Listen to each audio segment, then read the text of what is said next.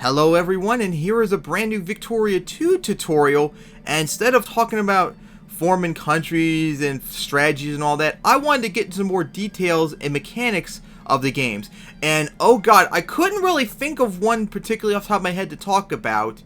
So, for right now, I think I'll talk about population, or pops as they're called in the game. Now, of course, I'm playing as America because I think America probably has the best bet to explain all the pops in detail. Now, of course, the first thing you notice right here is population. You see right here, it says America has 4 million people, which, of course, you're probably thinking, that's not right. America had way more population than that. Well, as you see right there, yes. America's total population in this game right at the start is 16,002,000. But the 4 million number is the population that we actually can use. That's the adult male population, because that's how it was back then. The actual patriarchy. The adult male population is the only population that you can actually use, therefore the only one that has any focus on. Alright, so as you can see, here are the pops right here in Victoria 2 Vanilla at least. And in the games there are Aristocrats, and, well actually no, it'll be better if I show an economics that shows here. Here we go. So, in Victoria 2, there's 3 classes of pops. The rich, the middle, and the poor. So in the rich class, you have aristocrats and capitalists. Middle class, you have artisans, bureaucrats, clergymen, clerks, and officers. And finally, the poor, which have craftsmen, farmers, laborers, slaves, and soldiers. Now, in order to explain more in detail about what each of them do, I'm going to go start off with the rich, since they have massive control over everyone else. So, the first we're going to talk about is aristocrats. Aristocrats and capitalists are the same things pretty much, but they do different things. Aristocrats, as we load up the RGO map, each province on the map, as you see, produces a grain, which I'll get to more detail when I talk about like economy and all that. But the aristocrats own these lands, and they hire farmers and laborers, and if you allow it to, have slaves, to get the RGO, Resource Scattering Organization. They will pay them to go out, get the goods for them, so they can sell it to factories, to themselves, international markets, and all of that. They employ them. They employ, where's the thing at? They employ farmers, laborers, and slaves. Well, not employ them, but they will have slaves if your country allows that and all. And the money they get, they'll spend to take care of their needs. They'll spend it to pay the salaries of their employees. And if they have any extra, they'll put it in the bank and invest in other things too, to make their life better or increase their RGO output. Now, capitalists are the same thing, but for factories instead. Instead of working on RGO, they help fund factories. As you can see right here, each capitalist helps fund factories and all that. And they'll build factories, they'll maintain them and all that, and they will hire clerks and, craftsmen and clerks to work in the factories. Pay them so they can take care of their needs, and they'll use the money from the goods that they sell to expand the factory, hire more workers, get their life needs met, and all that. So, that's basically what they do. Our aristocrats have more power at the beginning of the game, but as the game goes on, capitalists have more power.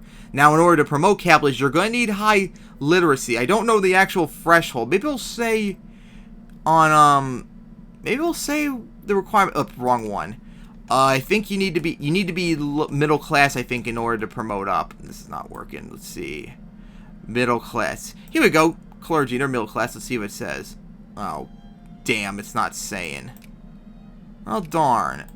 That's kind of a problem. Maybe if it points on capitalists, maybe it'll say something. Where's the capitalists at? I should be seeing them by now. ABC. It's going in alphabetical order, so we should be capitalists. Wait, I should have seen the capitalists by now. Hey, here we go. Finally found some capitalists. It said one people were demote to off. Oh, well, that bites. Okay, it's not saying exactly how they promote. I probably had to look up the files later to determine it. But if people, I think it was if you're middle class and you get your needs met and stuff, you have a chance to promote up to capitalists.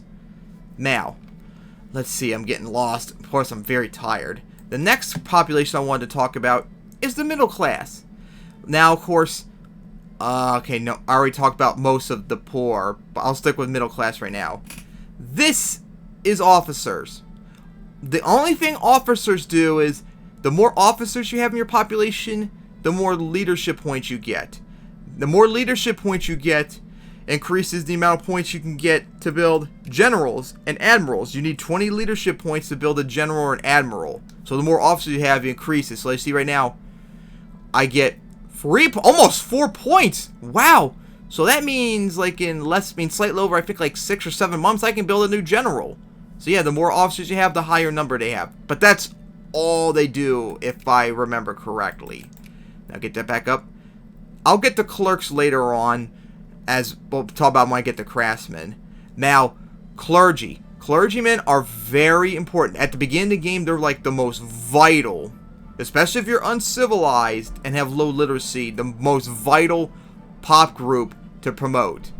What they do is, the more clergy you have, they increase your literacy, which helps your population promote quicker and helps you get more research points so you can research stuff faster. And of course, if you're uncivilized, it helps you westernize faster. So you gotta get these bad boys out as quickly as possible, crank them up, and get them high as much population as possible. Then, these are bureaucrats. Bureaucrats, the more bureaucrats you have, the better your administration efficiency is, which means you can make more money the higher it is, and stops bad effects on provinces, as you could see. Okay, don't see anything. We go. I saw it like mafia right here. Stuff like this, which lowers factory output, goes away the more bureaucrats you have. Also, if you have at least 1% of your population's primary culture, that's bureaucrats, in colonies, you could turn them into states. Like, let's see. I know America has a bunch of states right here. Like Florida right here. Okay. Florida, it's a colony right now. If you can get 1% Yankee, that's bureaucrats in Florida, you have the opportunity to turn it into a state. So that's how important bureaucrats are. Now, next is artisans.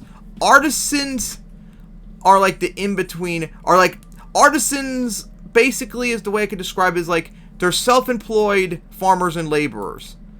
So let's see. I think it was, here we go, artisans. As you see right here, this artisan in particular, well, it's not shown right here, but this thing right here, these artisans are producing artillery.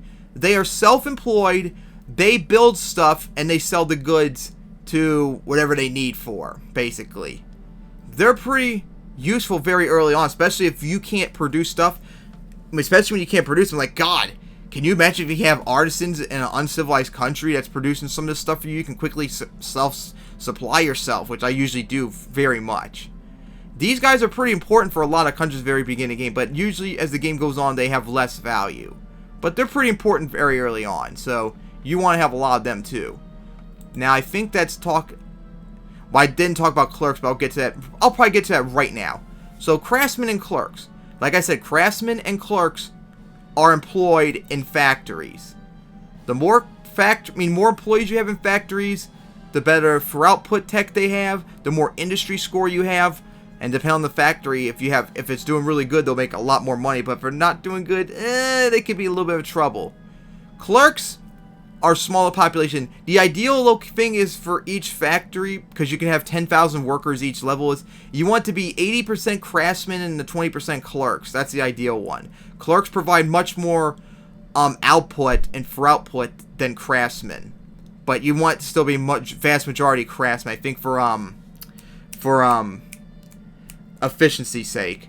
Now, clerks, I know for a fact, in order to get clerks to promote, you need at least 40% literacy in your population. So you want to get that average literacy up to 40%, otherwise they will not promote. They need to have at least 40% literacy in a pop in order to promote to clerks. So keep that in mind. Alright. Now, as I said earlier, farmers, laborers, and slaves, they all are free or related, but they do different things. Farmers, as I said, farmers, laborers, and slaves work for aristocrats. Now, farmers, they work on farms. So, stuff like grain, that's a farm. That is where the farmers get the goods for the aristocrats.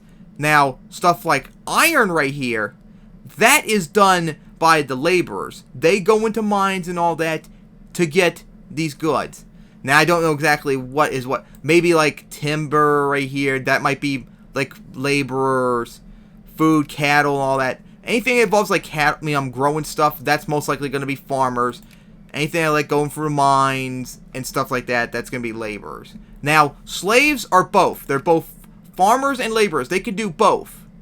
And if you legalize, ban slavery, they will turn either into farmers or laborers depending on what they're producing. So they can do both. And then the last one on the list, let's see, there was one more. Oh, here we go. Soldiers. Soldiers are your population's army. You need to have these guys up as high population as possible, because if you don't, they die. God damn it. I'm playing as America. I switched over. Okay, you can't see right here. Now you see this population right here. This brigade, each brigade has 3,000 soldiers, but they have supplies, and supplies they can get their troops from. Like, see, this soldiers from New York. There's 2,000 pops that could support this brigade. If this brigade gets down to 0 and there's no men to resupply the army, this stack right here, this regiment will die. It will completely disappear. So you need to get. Oh my god, that hurt. I hope I don't have hiccups while I'm doing filming now. Anyways, you need to keep your soldier population up really high, like at least 4% in each province, which I really try to do. That way I can have like a #1 military rank too, which would really help out. But at the very beginning of the game, they're really hard to promote, especially like I said, in countries like in the Middle East with low populations too, and desert environments and all that. They will drop really quickly, so you have to be very careful. America too has this problem too, so you gotta be kind of careful.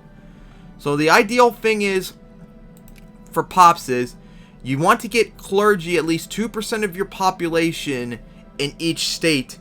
That's the ideal, but if you want to go really aggressive, you can go up to 4%, but there are probably more valuable things than doing that. You want to get bureaucrats at least 1% of your population in each state, especially if it's a colony. That way you can turn into a state if it's your culture. Capitalists, I think the limit is like 1%, but I don't know if there's like an ideal like cap otherwise.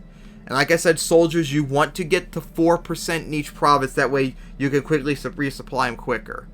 And of course, as the game goes on, you also want to get as many craftsmen and clerks into your factories. That way you can industrialize as quickly as possible. Now, of course, I could probably explain like the economy like right here about them getting all their needs and all that. But I think it'll be better if I talk about that in a future tutorial about like the economy and all that. So I hope I made perfectly reasonable sense to you all. I hope I did. I tried my best, even though I'm really tired, so I'm probably sounding a little bit incoherent. But that is the tutorial on how pops work and what do they do in Victoria 2. Hope to do some more tutorials in the future. See you guys then.